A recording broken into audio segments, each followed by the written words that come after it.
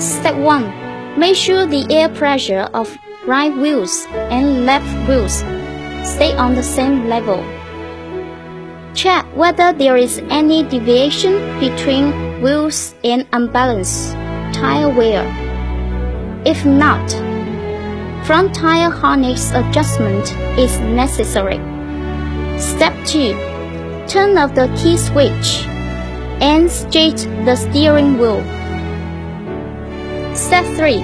Use the tape to measure the distance between the middle of two front tires and mark on tires. Step 4. Push the vehicle backward. Turn the tire half round. Then the marks on front side of tires can be shown on the back side. By adjusting the nuts or ball joint to change the distance, please fasten the screw nuts after adjustment. Step 5. Measure the distance between two marks on the back side of front tires. This distance should be 3 or 5 mm larger than the first distance, which is measured in Step 2. Fasten the nuts on ball joint, then loosen the nuts of steering. After that, straighten the steering wheel completely.